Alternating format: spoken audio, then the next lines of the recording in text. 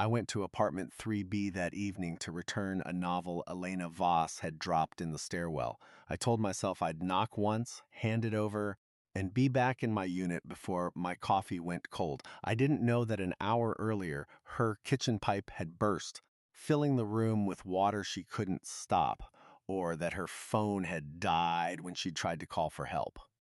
When she finally opened the door, she was standing in old jeans and a sweater, holding a wrench she didn't know how to use, looking more scared than I'd ever seen anyone look.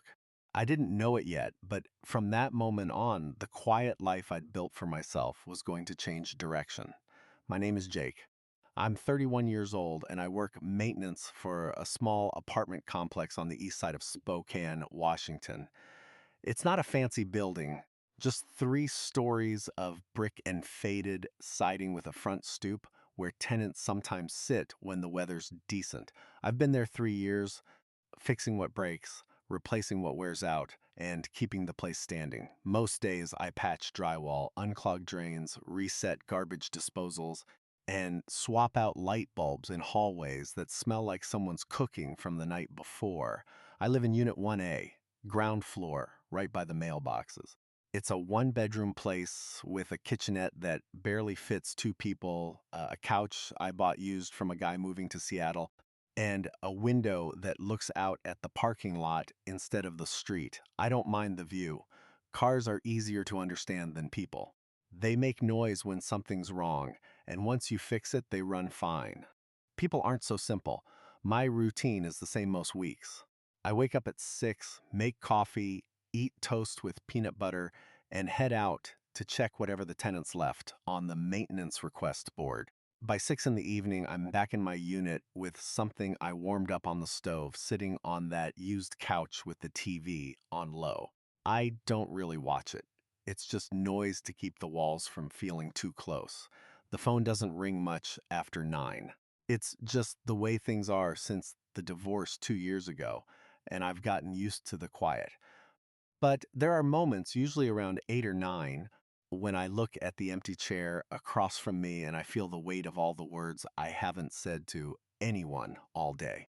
Elena Voss moved into 3B a little over 3 months ago. I remember the day because I helped her carry a mattress up the stairs and she apologized 5 times for the trouble, even though it was my job. She was wearing a blue dress and sneakers, and her dark hair kept falling over her shoulder while she tried to hold the door open with one hip. I didn't say much. I never do. But I noticed the way she looked at the apartment like it was a fresh start, like she was hoping this place might be different from wherever she came from. After that, I saw her around the building more than I saw most tenants. She read on the front stoop in the evenings, usually with a paperback and a cup of tea that went cold before she finished it. She smiled at people in the hallway, not the quick, polite kind, but a real smile that reached her eyes. She was beautiful without seeming to know it, the kind of beautiful that made me look away before she caught me staring. We never talked beyond hallway nods, and once, when I fixed the lock on her mailbox, she thanked me, and I told her no problem, and that was the longest conversation we'd ever had. That Thursday was like any other. I spent the morning replacing a broken toilet handle in 2C, in the afternoon patching a hole in the drywall of the laundry room. By 5:30 I was walking up the back stairs to my unit, and that's when I saw it. The book was lying on the third step, half open like someone had dropped it in a hurry. It was Pride and Prejudice, the old paperback edition with a cracked spine and soft pages, the kind of wear that comes from reading something you love too many times. Inside the front cover, someone had written E. Voss in neat blue ink. I didn't need the initials to know it was hers. I'd seen her reading it on the stoop more times than I'd admit, her dark hair falling forward while she laughed at something on the page.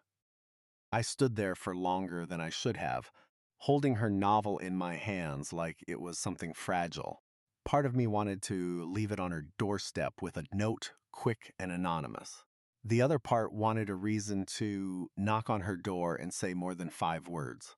I told myself I was just being helpful, that a good neighbor returns what you drop, and that was all there was to it.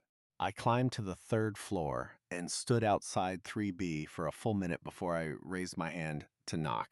My heart was beating harder than it should have been for such a small thing. It was just a book, it was just a door. But the book had given me an excuse to stand this close to her, one I didn't have to invent. I knocked 3 times, but there was no answer, and I could hear water running. That was the first thing that felt wrong. The sound wasn't the steady flow of a faucet left on. It was heavier rushing, like water pouring into something that couldn't hold it. I knocked again, louder this time, and I called her name. Still no answer. I tried the door handle without thinking, and it turned. The door wasn't locked, which surprised me because Elena struck me as the careful type. I pushed the door open and called out again, telling her it was Jake from maintenance and I wasn't trying to scare her. The hallway inside was dark except for the kitchen light at the end, and the sound of water got louder as I stepped inside. My boots hit the floor, and I felt something cold seep through the soles. The carpet in the hallway was already wet. When I reached the kitchen doorway, I stopped. Elena was standing in the middle of the room with her back to me, wearing old jeans and a gray sweater that was soaked at the cuffs. She was holding a pipe wrench in both hands, pointing it at the cabinet under the sink like she was trying to intimidate the plumbing into behaving. Water was spraying from a burst pipe behind the cabinet, hitting the wall and the floor and pooling around her ankles. She turned around when she heard me, and her face went through 3 emotions in about 2 seconds. First, terror, like someone had caught her doing something she shouldn't. Then, relief, like a drowning person spotting a lifeguard. Then, embarrassment, which was the one that stayed. She set the wrench down on the counter with a clatter and pushed her wet hair back from her forehead. "You're the maintenance guy," she said. It wasn't a question. She just needed to put me in a category so the moment made sense. "Jake, I live in 1A," I said. I kept my voice, even because I could see she was close to tears. "I found your book on the stairs." I heard the water. She looked down at her feet like she was seeing the water for the first time. I was trying to fix it myself. I thought if I just tightened something, it would stop. But I think I made it worse. You didn't make it worse. That pipe was going to go no matter what you did. She laughed, but it came out shaky and wrong. My phone died while I was trying to call the landlord. I've been standing here for almost an hour. An hour. She'd been standing in rising water for an hour, holding a wrench she didn't know how to use, waiting for a phone to charge or a neighbor to notice. Something tightened in my chest. I walked past her into the kitchen and found the main water shutoff valve behind the refrigerator, where most people never look. I pulled the fridge out enough to reach it, and I turned the handle until the spray behind the cabinet slowed to a drip. The silence that followed was almost as loud as the water had been. Elena let out a breath that sounded like she'd been holding it since I walked in. "Thank you," she said. "I don't know what I would have done if you hadn't shown up." I looked at her then, really looked at her, for the first time since I'd known her. Her sweater was dark with water at the hem. Her hair was plastered to one side of her face. She was shivering a little, though she was trying to hide it. "The pipe is worse than it looked," I said, "and the hardware store is already closed." The burst wasn't a simple crack that you could patch with epoxy and hope for the best. The copper pipe had split along a weak seam, probably from pressure that had been building for months, and the section failed was tucked behind the cabinet in a way that meant I'd need to cut into the drywall to get at it properly, even if I had the right fittings, which I didn't because my truck toolbox was mostly stocked for quick fixes. This was a job that needed a morning hardware run and at least 2 hours of work. Elena watched me while I explained this, her arms wrapped around herself like she was trying to hold her body together. She nodded at the right moments, but I could tell she wasn't really hearing the technical parts. What she was hearing was that her kitchen was out of commission. She had no running water, and she was going to have to figure out how to live without both until tomorrow. I can shut off the water to just this unit, I said. That'll stop any more damage. But you won't have water in the kitchen or the bathroom until I fix it in the morning. She bit her lower lip. The bathroom, too? They're on the same line. I'm sorry. She looked around the kitchen like she was taking inventory of everything ruined. The floor held an inch of water that had already seeped under the cabinets. I could see her calculating the cost of all of it, the time it would take to clean, the fact that she had to be at work tomorrow, and now she'd be dealing with this instead of sleeping. Let me help you clear this out, I said. It wasn't a question. I was already rolling up my sleeves. We need to get the water off the floor before it gets into the subflooring. Once that happens, the landlord has to replace the whole kitchen floor, and that takes weeks. She didn't argue. We worked in silence for the first few minutes, moving the dishes from the counter to the living room table, pulling out the soaked rug, gathering the floating debris into a trash bag. It was the kind of work I'd done 100 times before, but I'd never done it with someone who looked like Elena Voss standing 6 inches away. The physical closeness was unavoidable. The kitchen was small, and every time one of us reached for something, our shoulders brushed or our hands touched for a second. The first time it happened, she pulled back like the touch had scalded her.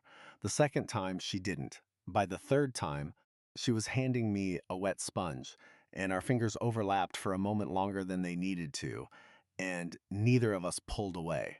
"Why are you helping me so much?" she asked. We were both kneeling on the wet linoleum, using old towels to push water toward the drain in the floor near the back door. I kept my eyes on the floor. "You needed it, that's all." Most people would have left the book at my door and gone home. Most people aren't standing in 2 inches of water when you open the door. She laughed, and this time it was real. It was a small laugh, tired and breathless, but it reached her eyes. "I guess I have the pipe to thank for that." "The pipe didn't do you any favors." "No," she said, "but it brought you here, so maybe it isn't all bad." I looked up at her then, and she was already looking at me. The moment held something I didn't know how to name. It was two people recognizing that they were alone in a room together, doing something hard, and neither of them wanted to be anywhere else. That was new for me. That was new enough to feel dangerous. We got most of the water up in about 40 minutes. The floor was still damp, and the cabinets would need to dry out, but the worst of it was contained. Elena stood up and pressed her hands into the small of her back, stretching muscles that had been bent over too long. Her sweater had ridden up a little, and I saw a strip of skin at her waist, pale and smooth. I looked away before she noticed. "I should go," I said. "I can be back at 7 in the morning with the parts." She nodded, but her face changed. It looked like she'd braced herself for me to leave, and now that I was saying it, the brace wasn't enough. "7 is fine," she said. "I'll be here." I packed my tools and walked to the door. Elena followed me, still holding the wet towel in one hand. I had my hand on the doorknob when she spoke again. "Jake?" I turned around. "It's getting cold in here. The radiator in the living room isn't working either. I noticed it yesterday, but I was going to put in a maintenance request tomorrow." I felt something sink in my stomach. November in Spokane gets cold fast once the sun goes down, and without water running through the building's old heating system, her apartment was going to drop to a temperature that wasn't safe to sleep in. I knew that a space heater from the storage unit wasn't going to be enough for a third-floor apartment with old windows. I told her I'd check the building's backup heating circuit, but I already knew it wouldn't be enough. The building's backup heating was a joke. It was an old electric circuit installed 20 years ago as a temporary fix, and temporary had turned into permanent because nobody wanted to spend the money to upgrade. I checked it anyway, walking down to the basement and flipping the breaker that controlled the auxiliary heaters. The panel hummed for a few seconds and then went quiet, which meant The heating elements in Elena's unit were burned out too. I thought about going back to my unit, calling the landlord's emergency line, and letting the system handle it. That was the proper thing to do. I was off the clock. But I kept seeing Elena's face when she told me the radiator wasn't working, the way she'd tried to make it sound like a minor inconvenience instead of a real problem. She'd been standing in cold water for an hour. She had no water to drink or wash with. Her phone was dead. And now she was going to spend the night in a freezing apartment because the building she paid rent in couldn't keep her warm. I went back upstairs. When I knocked on her door the second time, she opened it faster than before, as though she'd waited for the sound. She'd changed into dry clothes, a pair of sweatpants, and a flannel shirt. Her hair was still damp, and she'd pulled it back in a loose ponytail. The backup heating is dead, I said. Your radiator won't work until I fix the pipe tomorrow and get the water pressure back up. It's going to get down to about 40 degrees in here tonight, maybe lower. She wrapped her arms around herself. I can wear extra layers. Layers won't help when you're trying to sleep. So what do I do? I looked past her into the apartment. The living room was small but clean, with a couch against one wall and a coffee table stacked with more paperbacks. There was a blanket draped over the back of the couch. She'd been planning to spend the evening reading, I realized, just like I had. Two people in the same building, both planning to be alone with books and cold coffee. I can rig something up, I said. Space heaters from the storage unit, extra blankets, block the draft from the windows. It won't be perfect, but it'll be safe. You don't have to do that. You've already done so much. I know I don't have to. She studied my face for a long moment. Then she stepped back and opened the door wider. Okay, come in. I made 3 trips down to the storage unit and back up to 3B. The first was for 2 space heaters that smelled like dust but still worked. The second was for a stack of clean moving blankets. The third was for plastic sheeting I used to tape over the worst of the draft around her living room window. Elena helped where she could, holding the tape while I sealed the edges. By the time we were done, the living room was warm enough that she stopped shivering. She looked around at the makeshift setup and shook her head. It looks like a fort. A warm fort is better than a cold apartment. She smiled, and it was the first smile I'd seen from her that wasn't weighed down by worry. Are you hungry? I was making stew when the pipe burst. There's probably enough for 2 if you don't mind eating on the floor. I should have said no. I should have told her I had food at my unit, that I'd done enough, that it was time for me to go home. But the truth was that I hadn't eaten anything since lunch, and the smell of her stew, warm and rich with tomatoes and beef, made my stomach feel hollow in a way that reminded me how empty my own apartment was. I don't mind the floor, I said. We ate sitting cross-legged on the living room carpet with the space heaters humming behind us. The stew was good, better than anything I could have made, with chunks of potato that fell apart when you bit them. So you read Jane Austen, she said. I found your book on the stairs. I didn't read it. You should. It's about a woman who thinks she knows what she wants, and a man who isn't very good at telling her what he feels. They figure it out eventually. Sounds complicated. It's only complicated because they won't talk to each other. If they'd just said what they meant from the start, the whole book would be 10 pages long. I looked at her across the stew pot. I'm not good at saying what I mean, I admitted. I noticed. Does that bother you? She tilted her head. No. Most people talk too much and say too little. You're the opposite. I don't know if that's better. It's different. Different is nice. We kept eating, and the silence between us changed. It wasn't awkward anymore. It was the kind of silence that 2 people can share when they don't feel like they have to fill every empty space with noise. Why did you move here? I asked. It was the first personal question I'd ever asked her. She set her spoon down. I needed to leave the place I was in.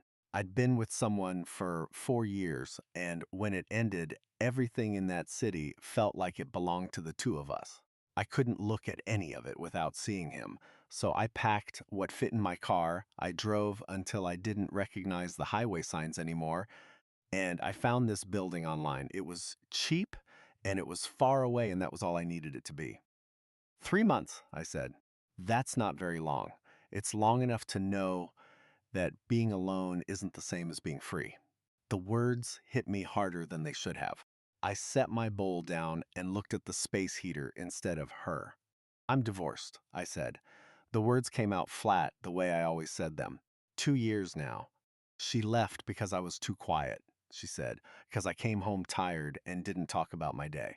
Because I fixed things around the house instead of buying her flowers. I didn't know I was doing anything wrong until she told me I was. And by then, she'd already made up her mind. Elena didn't say she was sorry. She didn't give me the pity look most people offered when they heard that story. She just picked up her spoon again. My ex used to buy me flowers, she said, every Friday, like clockwork. He thought that was enough. He never asked what I actually needed. What did you need? She looked up at me, and her eyes were steady and clear. I needed someone to show up. Not with flowers, just show up. The space heaters hummed in the background, and I understood, sitting on Elena's living room floor with an empty bowl between us, that I had spent 2 years making myself small enough to be invisible, and she had spent 3 months making herself brave enough to be alone, and both of us were tired of the lives we'd built. I brought your book up because I wanted a reason to talk to you, I said. The confession felt heavy and light at the same time, like setting down a weight I'd carried so long I'd forgotten I was holding it. I'd seen you on the stoop. I'd seen you in the hallway. I never knew what to say that wouldn't sound stupid. She went very still.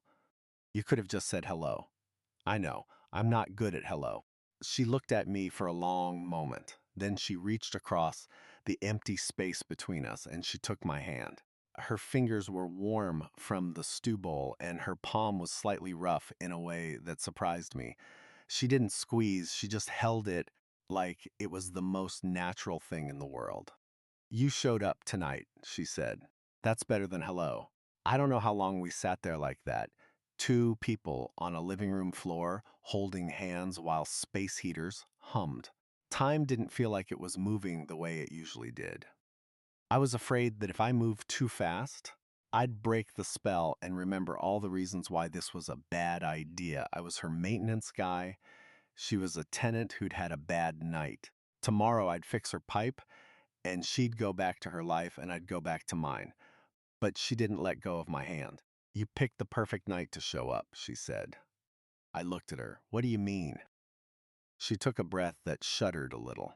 An hour before you knocked, I was sitting on my kitchen floor in 2 inches of water, crying. I'd been trying to fix the pipe for 40 minutes, and every time I thought I had it, it sprayed me in the face again. My phone was dead. My neighbors were either not home or not answering.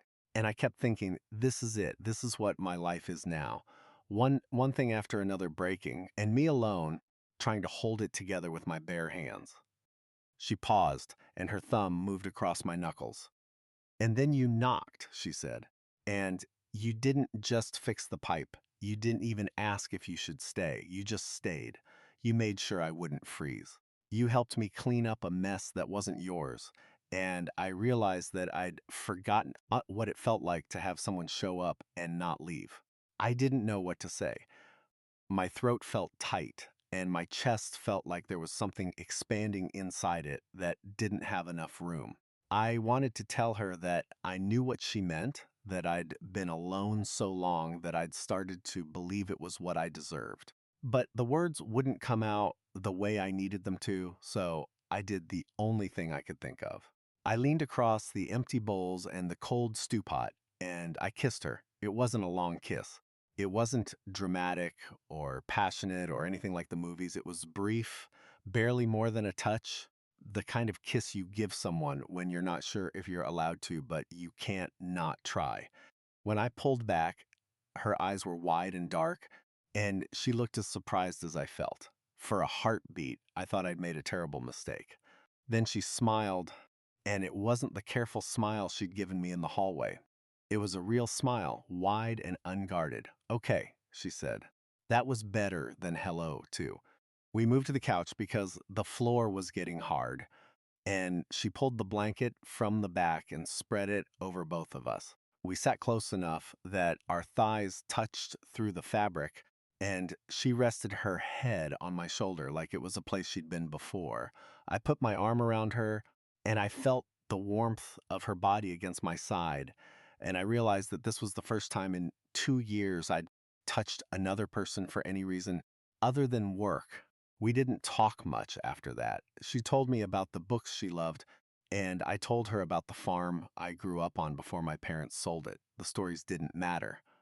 What mattered was the sound of her voice, low and warm, vibrating against my chest where her head rested. What mattered was the way her hand found mine under the blanket and didn't let go. At some point, Elena fell asleep against my shoulder. I didn't move. I didn't want to wake her. I sat there in the dark, holding a woman I'd barely spoken to 3 hours ago, and I listened to her breathe. It was enough. It was more than enough. I woke up to gray morning light and the smell of coffee she must have made using the bathroom sink tap. The space heaters were still humming, and Elena was sitting up at the other end of the couch, holding two mugs and smiling at me with an expression that said she was trying not to laugh. "The bathroom sink still has water," she said. "I tested it. It's cold, but it makes coffee." I rubbed my face and sat up. "That's the worst coffee I've ever smelled. It's terrible. I made it for both of us anyway." She handed me a mug, and I took it. The coffee was bitter and thin, the kind you make when you don't have a real kitchen, but I drank it because she'd made it for me. We sat on the couch in the early light, drinking bad coffee and not saying much, and it felt like the most natural morning I'd had in years. At 6:30, I went down to my truck and got the parts I needed. By 7, I was back in her kitchen with my toolbox, cutting out the bad section of pipe and fitting a new coupling while Elena watched from the doorway. "How long have you been able to do this?" she asked. "Since I was 18. My dad taught me." "He taught you well." I looked up from the pipe. "He'd have liked you. He always said the best thing a man can learn is how to show up for someone who needs it." She went quiet, and I could see her eyes get bright. She didn't say anything. She just nodded, and I went back to the pipe. I finished the repair in under an hour. The water came back on, the radiator started to tick and hiss, and the kitchen slowly warmed back to a temperature where you could stand in it without shivering. Elena helped me carry the wet rug down to the laundry room, and we tossed the ruined towels. By 8:30, the apartment looked almost normal again. I packed my tools and stood at the door, the same door I'd walked through 12 hours ago, with nothing but a novel in my hand. Elena stood a few feet away, tucking her hair behind her ear in a gesture I'd already started to memorize. "I'll see you around," I said. It sounded wrong as soon as I said it. Too casual, too small for what had happened. "You'll see me sooner than that," she said. "I'm making actual coffee tomorrow with a real machine, and you're going to tell me more about the farm." I felt something loosen in my chest, a knot I'd tied so long ago I'd forgotten it was there. "I'd like that." "So would I." I walked out into the hallway and the door clicked shut behind me. I stood there for a moment, looking at the numbers on her door, 3B, the same numbers I'd walked past 100 times without really seeing. The radiators were ticking as the heat came up. I walked down the stairs to my unit, but I didn't go inside right away. I stood in the parking lot for a minute, holding my empty toolbox in one hand and breathing air that smelled like winter coming. The quiet life I'd built for myself was still there, waiting behind my own door, but it didn't look the same to me anymore. It looked like half a life. And for the first time in 2 years, I thought maybe I was ready to see what the other half looked like. That's the thing about showing up. You never know which small choice will turn out to be the one that matters. If you want more stories about the moments that change everything, subscribe. The quiet ones are always the loudest in the end.